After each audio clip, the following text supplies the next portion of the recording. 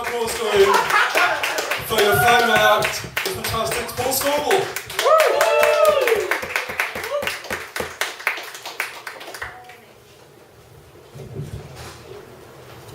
Good evening.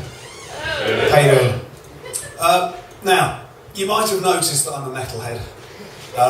And as a metalhead, I am obviously on first name terms with Satan. He's called Keith. Keith Satan, and he has recently got out of the evil business. Satan started moving out of the evil business a few hundred years ago when the major religions really started moving in on his territory. Things came to a head a few months ago when Satan went to see some management consultants to get advice on streamlining hell's business practices. What you really need to do is sack all your outdated demons and start using slaves. Workfare labour. How many demons do you currently employ? My evil subjects are infinite in scope and number. An infinite number of workfare drones. You might have to meet with Theresa May to get that many. At which point, Satan vomited and left the meeting. I think Satan feels that the world has passed him by. He recently applied for a job as an executive at Sports Direct and wasn't even evil enough to get to an interview. I think Keith feels that there's no real point in being the Prince of Darkness in a world that already contains the Daily Mail, investment banking and the Jeremy Kyle Show. And now there's an evil mutant Oompa Loompa in the White House. The father of lies is just feeling totally inadequate. So, Satan is currently managing a little chef on the A239 just outside of Bracknell. Which just goes to show that although Keith isn't involved in professional evil anymore, he is still keeping his hand in with a bit of amateur wickedness by tarnishing the souls of thousands of travellers with low-grade, greasy evil. Now, when I first wrote that bit, the person who originally made Satan vomit was Ian Duncan Smith. Then he resigned, and I was probably the only person in Britain to be pissed off about it. So I changed it to David Cameron. Then Cameron the filthy pig boy also resigned. So I had to rewrite it all over again. So now it's Theresa May who causes Satan to lose his lunch, which, if anything, works even better than Ian Duncan Smith. And considering the effect that being featured in this piece of comedy has had on Ian Duncan Smith and David Cameron's careers, I have high hopes that it will keep on working for Theresa May. It did so nearly work recently when Theresa called a snap general election whilst having the warmth, charm and electability of a rotting sheep's carcass. In fact, my satire is so effective, the only way she could beat it was to give £1 billion to a bunch of bigoted, right-wing, religious fundamentalist terrorists. Now, I don't know how my comedy is causing evil right-wing politicians to resign. I don't know what the mechanism is. But, yeah, you're welcome. Now, as I mentioned earlier, I am a metalhead.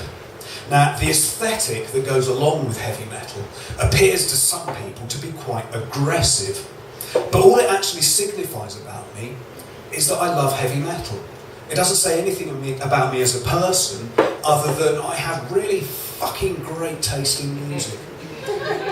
So I think I get misjudged quite a lot. I think people think I'm much tougher than I actually am. For example, I'm actually quite a trusting, naive person. I treat most situations with the suspicion of an easily led newborn kitten. I feel I've actually already proven my case, simply by stating that to a room full of strangers. I only know a few people in this room. For all I know, the rest of you could be con men, thieves, liars, or people who work in the mainstream media. I mean, it's conceivable that Piers Morgan could have been in tonight, and that cunt's capable of anything. But despite the risk, I'd much rather be taken for a ride than be unable to trust other people. Being trusting does have its downside. I hate it when my sat-nav screws up. I'm so trusting, I'll just follow it anywhere. Hang on! This seventh circle of hell. But I wanted to go to Nuneaton. Oh well, it's pretty much the same thing as well. It can make me look ridiculous in front of my friends. My nationwide campaign to have the word gullible put back into the dictionary just made me a laughing stock. It cost me a lot of money, and it's had a very negative effect on how I feel about powerful people. I mean, if you can't trust the Nigerian royal family, who can you trust? It also cost me a lot in time as well. I spent hours every day answering the hundreds of emails that I get. Sorry, I'm not looking for a hookup. I'm in a great relationship, so I'm fine, thanks. But you have fun, you crazy kids. It's okay, I don't have erectile dysfunction, so I won't be needing Viagra or Cialis, but thanks for the offer. I'll be sure to mention it to any of my friends who might be needing your services. Dear online pharmacy, it's all right, I live in the UK, and for the time being we still have a little bit of our health service left. So I think I'll be getting my prescriptions from my doctor in the traditional manner. But as soon as the NHS has been completely sold off, I'm sure I'll be beating a path to your door. Thanks so much for all the offers. I get so many emails these days, but I feel that if these people have taken the time and effort to send me all these messages, it would be very rude of me not to reply. My friends keep on telling me to delete them. They tell me that it's just spam. But I don't understand that. When your computer ends up stinking of rotten meat. I seem to be pissing off my bank as well. Apparently I shouldn't give out my bank details to people pretending to work in finance. I should be more suspicious. But I can't help trusting them. I just can't imagine bankers being dishonest. Being trusting and naive does have its down points. A lot of people take advantage of me. I get disappointed a lot, and it costs me a fortune. But even though it's damaged me and my life, I've made a conscious decision to stay trusting and to not allow myself to become cynical. Because there are things that only trust can give you. If you can't trust others, you miss out on so much. Trust is essential for a successful relationship.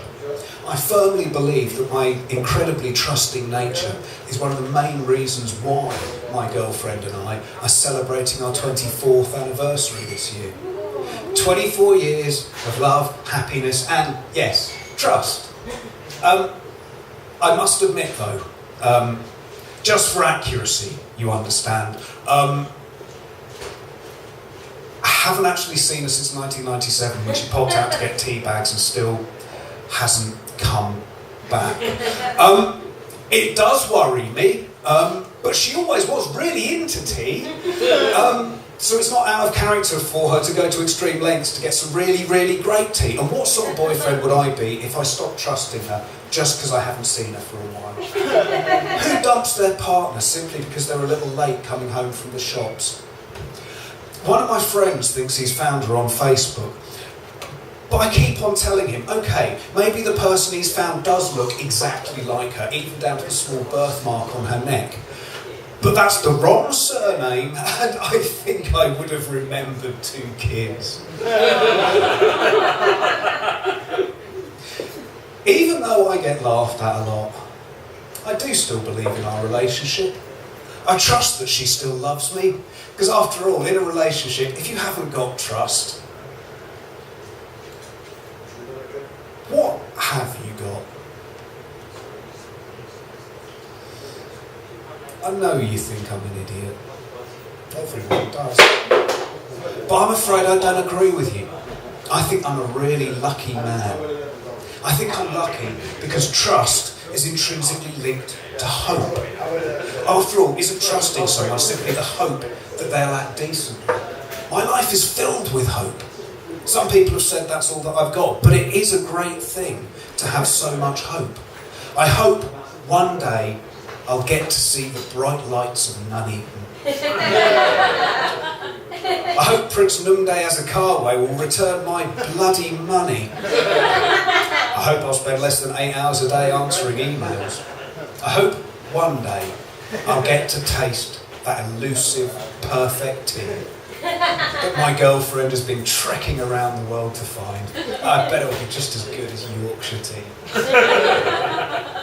I hope I'll be able to pay my rent this month, but thanks to Prince Lunde and someone pretending to be my bank manager, I fear my landlord may be disappointed. I hope one day I'll have a stable, loving relationship and I'll have someone to talk to. That'd be lovely. I am surrounded by hope. I am the very personification of hope. And I hope I inspire hope in those around me. I'm sure there's a few people in the audience who hope I'll shut the fuck up and will just do some fucking dick jokes. My mother hopes I'll get my hair cut and will stop cutting the arms off my t-shirts. Yeah, I'm going to disappoint her, as usual. And I'm sure all decent, ethical human beings hope that Piers Morgan dies a slow, painful death. And hopefully, he'll start dying a slow, painful death quite soon. And I'm pretty certain James Dunn is hoping that I stick to my 10-minute time slot, so I better not disappoint him. Enjoy the rest of your evening. Good night.